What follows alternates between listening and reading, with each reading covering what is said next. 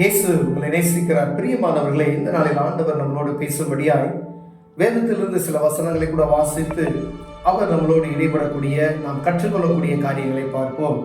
2 ராஜாக்களின் புஸ்தகம் 17வது அதிகாரம் 35, 36, 37 வசனங்கள் வழியாக, கர்த்தர் இவர்களோட உடன்படிக்கை பண்ணி இவர்களுக்கு கற்பித்தது என்னவென்றால், நீங்கள் அந்நிய தேவர்களுக்கு பயப்படாமலும் அவர்களை பணிந்து கொள்ளாமலும் சேவியாமலும் அவர்களுக்கு பலியிடாமலும் உங்களை மகா வல்லமையினாலும் ஓங்கிய புயத்தினாலும் எகிப்து தேசத்திலிருந்து வரப்பண்ணின கர்த்தருக்கே பயந்து அவரை பணிந்து கொண்டு அவருக்கே பலியிட்டு அவர் உங்களுக்கு எழுதி கொடுத்த திட்டங்களின்படியேயும் முறைமைகளின்படியேயும் நியாயப்பிரமாணத்தின்படியேயும் கற்பனைகளின்படியேயும் நீங்கள் சகல நாளும் செய்கிறதற்கு கவனமாயிருந்து அந்நிய தேவர்களுக்கு பயப்படாதிருங்கள்.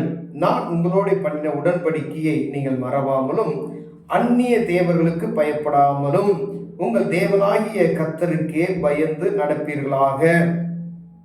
பிரியமானவர்களே, அந்நிய தேவர்களுக்கு பயப்படாமலும் கர்த்தருக்கே பயந்து நடப்பீர்களாக. ஆண்டவர் இந்த வசனத்துல பாருங்க, 2-3 தடவை இந்த 3 வசனத்துக்குள்ள சொல்றாரு, அந்நிய தேவர்களுக்கு நீங்கள் பயப்படாமலும். இதற்கு முன்பதாக கடந்த இதில் பார்த்தீங்க அப்படின்னு சொன்னால், முதல் 2 அதிகாரத்துக்கு முன்னாடி மனிதருக்கு பயப்படாமல் இருங்க அப்படின்னு சொல்லுவாங்க. ஆண்டவருக்கு மனுஷனுக்கு மனுஷனுக்கு என்ன செய்வான் அப்படின்னா, அந்த பூமியில் அவன் குத்தி ஒருத்தரை கொண்டு போட்டுறான் அப்படின்னு வச்சுங்களேன், அவனுக்கு பயப்படாதீங்க, அதுக்கு மேலே தண்டனை கொடுக்குற ஒரு இருக்கிறார், அவருக்கு பயப்படணும் அப்படின்னு சொல்லி ஆண்டவர் அந்த இடத்துல காமிக்கிறார். ஆனால் இந்த இடத்துல அந்நிய தேவர்களுக்கு பயப்படாதீங்க, அந்நிய தெய்வங்களுக்கு பயப்படாதீர்கள். ஒருவேளை நம்மளை பயன்படுத்தி கொண்டிருக்கிறது என்ன என்பதை நாம் கவனமாய் கவனிக்கிறோம். ஒரு பயமான ஒரு சூழ்நிலை நம்ம வாழ்க்கைக்குள்ள வருது அப்படின்னா, அந்த பயம் கொண்டு வருகிறது பிசாசு. ஏதோ ஒரு பயம், அந்த பயத்தை கொண்டு வந்தாவே நம்ம என்ன செய்யணும் அப்படின்னு பார்த்தீங்கன்னா, நம்ம தேவ சமூகத்துக்கு போகணும். ஆண்டவரே, ஏதோ ஒரு காரியம் பயம்படுத்துகிறது அப்படின்றத உணர்ந்து ஆண்டவருக்கு நம்ம என்ன செய்யணும், தெரியப்படுத்தணும். அப்ப கர்த்தருக்கு பயப்படுகிற பயம், அவருக்கு தான் பயப்படணும்னு சொல்லி வேதம் சொல்லுகிறது. அந்த வசனத்தை நம்ம சரியா நிதானமா நீங்க வாசித்து பார்த்தீங்கன்னா, அவர் எழுதி கொடுத்த கற்பனைகளையும் அவர் நமக்கு செய்ய கொண்ட உடன்படிக்கையிலும் ஒவ்வொரு நாளும் நினைவு கூறணும்னு சொல்றாரு. எகிப்திலிருந்து அடிமைத்தனத்தின் வீடாகி எகிப்திலிருந்து உன்னை எப்படி நான் அழைத்துட்டு வந்தேன், ஓங்கிய அற்புதங்களினாலும் அதிசயங்களினாலும் செங்கடலை 2ஆக பிளக செய்தார், வனாந்திரத்தில் அவங்களுக்கு மன்னாவை கொடுத்தார். ஆண்டவர் செய்த அற்புதம் பாருங்க, எகிப்தில் நடந்த அற்புதங்கள், அநேக அற்புதங்கள். ஆண்டவர் பெரிய காரியத்தை செய்து கொண்டு வந்திருக்கிறார் நமக்கு. அப்படியே அற்புதங்களையே வழிநடத்தி வந்த நம்ம தெய்வத்துக்கு பயப்படாதபடிக்கு, வழியில ஏதோ ஒரு காரியத்தை பார்த்து நாம பயப்படுகிறோம் அப்படின்னு சொன்னா, அது சத்துரு. ஒரு பயமான ஒரு சூழ்நிலை உங்களுக்கு வருது, அந்த பயத்தை உண்டாக்குனாவே சத்துரு என்பதை நம்ம அறிந்து கொள்ளணும். ஆண்டவருக்கு பயப்படுகிற பயம், ஒரு பாவம் செய்துட்டேன், இது கர்த்தருக்கு விருப்பமில்லாத காரியம் அப்படின்னு சொன்னா ஒரு பயம் வரணும். யாரை பொறுத்து, கடவுள் என்னை பார்த்து கொண்டு இருக்கிறாரே என்கிற ஒரு பயம் நமக்கு வரணும். ஏதோ ஒரு தவறு ஆண்டவருக்கு விருப்பமில்லாத முதல் காரியம் விக்கிரக ஆராதனை என்று வேதம் சொல்லுகிறது. வானத்தையும் பூமியை படைத்த சர்வ வல்லமையுள்ள தேவன் அவருக்கு ரூபம் இல்லை, அதனால் சொரூபமும் இல்லை என்று வேதம் சொல்லுகிறது. ஆவியான தேவனுக்கு ரூபம் இல்லையே, ரூபம் இல்லை ஆகையால் சொரூபம் ஒன்று இல்லையே பாடலாம் நம்ம படிப்போம். ஆனா திடீர்னு டூரை போட்டு எங்கேயாவது போயிருவோம். ஏன் அப்படி போறோம் அப்படின்னா, ஜாலியை என்ஜாய் பண்ணணும் அப்படின்றதுக்கான ஒரு கடந்த ரட்சிப்பின் அனுபவத்தை நான் பெறுவதற்கு முன்பதாக ஆரம்பத்தில் நாங்கள் என்ன செய்வோம், குழந்தை இயேசு கோயிலுக்கு மாலை போட்டு என்ன செய்வோம், நடந்து போவோம், பாத யாத்திரையாக நடந்து போவோம். அப்படி நடந்து ஒவ்வொரு வருடமும் போயிட்டு இருக்கும்போது 7வது வருடம் ஆண்டவரை அறிந்து கொள்வேன். நான் கிறிஸ்தவத்து குடும்பத்தில் பிறந்தவன், கிறிஸ்துவை அறிந்திருக்கிறேன். ஆனா இயேசுவை நான் அறிகிற ஒரு சூழ்நிலை எப்போ இருந்தா, 7 வருஷம் நான் நடந்து ஒரு இடத்துக்கு போறேன். 7வது வருஷம் ஒரு பிரதரை பார்க்குறேன். அவர் ஊழியக்காரர், அவர் என்ன சொல்றாரு, தம்பி நீங்க அங்கே நடந்தெல்லாம் போகாதீங்க தம்பி, தேவ சமூகத்துல வீட்டில் உட்காந்து ஜெபம் பண்ணுங்க அப்படின்னு சொல்றாரு. ஆனா எனக்குள்ள ஒரு பயம் எப்படி வந்துச்சுன்னு சொன்னீங்கன்னா, ஐயோ நம்ம ஆண்டவரை நம்மளை தண்டித்து விடுவாரோ அப்படிங்கிற ஒரு பயம் எனக்குள்ள வந்துச்சு. ஆனா அந்த நிகழ்வுகள்லாம் முடிய வரைக்கும் எனக்கு ஒரு போராட்டமான சூழ்நிலைகள் காணப்பட்டது. அதுதான் பயம். யார் இந்த பயத்தை உண்டாக்குவானா? சத்துரு தான் கொண்டு வருவான். ஆண்டவர் பயத்தை உண்டாக்குறவர், அவர் நம்மளை நேசிக்கிறவர், அவர் நம்ம மேல அன்பு வைக்கிறவர், அவர் நம்மை விசாரிக்கிறவராய் இருக்கிறார். ஆனா உங்களை பயத்தை உண்டாக்குனா, கடவுளுக்கு பயப்படுகிற பயம் நம்மகிட்ட இல்லை அப்படின்னா அவன் நம்மளை பயப்படுறான். நீங்க கடவுளுக்கு பயந்தீங்க அப்படின்னு சொன்னா அவன் பக்கத்துல நெருங்க மாட்டான். அப்ப அந்நிய தெய்வத்துக்கு பயப்படுகிற பயத்தை என்ன செய்யணும், நம்ம விட்டு விளைக்கிறணும். அப்ப ரெண்டாவது பாருங்க, ஆலயத்துக்கு போறோம். இப்போ சர்ச்சுக்கு போகிறோம், சர்ச்சில் பாருங்க நிறைய சுரூபங்கள் வைக்கப்பட்டு இருக்கிறது. இந்த சுரூபங்கள் பார்ப்பதற்கு தான், அறிந்து கொள்வதற்கு.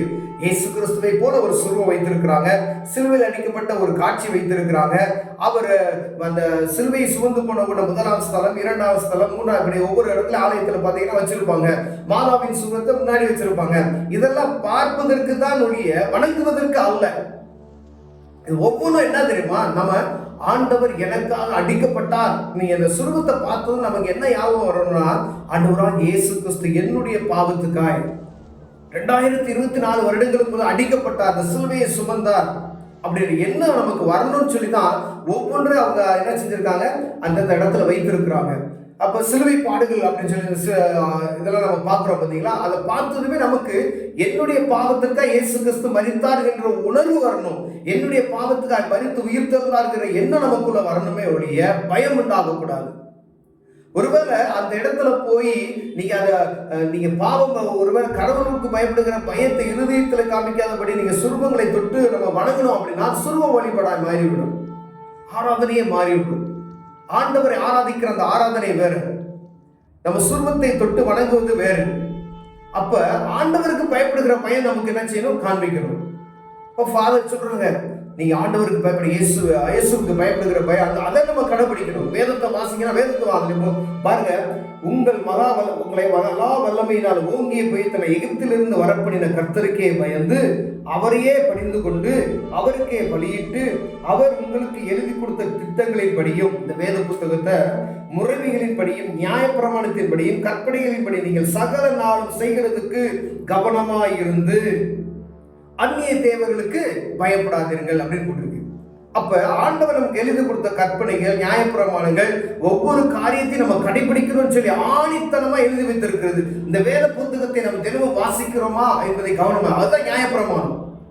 நீ இந்த புத்தகத்தை எடுத்து நீங்க வாசிக்கவே இல்லைன்னா ஆண்டவருக்கு எப்படி நம்ம பயப்பட முடியும்? ஆண்டவருக்கு பயப்படுகிற பயம். ஒருவேளை நீங்க நான் வேதத்தை வாசிக்கலாம் ஒரு பயம், ஆண்டவரோடு நான் பேசல அப்படின்ற ஒரு பயம் நமக்கு வரணும். அந்த பயம் நமக்குள்ள இருக்கிறதா? அதான் கர்த்தருக்கு பயப்படும். நான் ஜெபம் பண்ணல, ஆண்டவரோட நான் பேசல அப்படின்னா ஒரு பயம் வரணும். அதுதான் பயம், கர்த்தருக்கு பயப்படுகிற பயம்.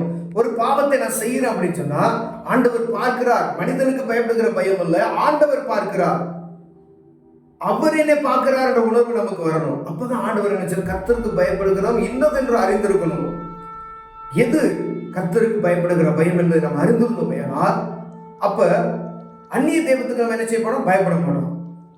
வானத்தையும் பூமியும் படைத்த சர்வ வல்லமையுள்ள தேவனுக்கு பயப்படுகிறவை எனக்கும் உங்களுக்கும் இருக்கிறதா என் ஆண்டவர் இந்த நாளில் பார்க்கும்படி நம்ம அழைக்கிறார். பிரியமான, ஒருவேளை இதை பார்த்து கொண்டு இருக்கிற அன்பு சகோதரனே சகோதரியே, கர்த்தருக்கு பயப்படுகிற பயம் உங்களுக்குள்ள இருக்கிறதா என்பதை நம்ம பார்க்கிறோம். ரெண்டாவது, அந்நிய தெய்வங்களுக்கு பயப்படாதீங்கன்னு போட்டிருக்கீங்க. ஒருவேளை ஏதோ ஒரு காரியம் உங்களுக்கு பயத்தை தோன்றுது அப்படின்னா அது சத்துரு. நீங்க தேவ சமூகத்தில் போய் ஜெபம் பண்ணணும், வேதத்தை வாசிக்கணும், அப்பதான் அந்த பயம் நீங்கும். நீங்க அந்த பயத்தை உங்களுக்குள்ள வைத்துக்கிட்டே இருந்தீங்க அப்படின்னா, ஒரு மரண பயமா இருக்கலாம், ஒரு பலவீன பயமா இருக்கலாம், ஏதோ ஒரு பயம் அப்படின்னா பொல்லாதவன் தான் அதை கொண்டு வருவான். அப்ப இயேசுவுக்கு பயப்படுகிற பயம் உங்களுக்குள்ள வந்துருச்சுன்னு வச்சுக்கீங்களேன், ஆண்டவர் அந்த பயத்தை நான் எடுத்து போட்டு அவர் உங்களை பிள்ளையாக ஏற்றுக்கொள்ள வல்லமையா இருக்கிற. பிரியமானவர்களே, கண்களை மூடுவோம், ஜெபம். அன்பின் தகப்பனே, உமக்கு பயப்படுகிற பயம் எங்களுக்குள் உண்டாவதாக.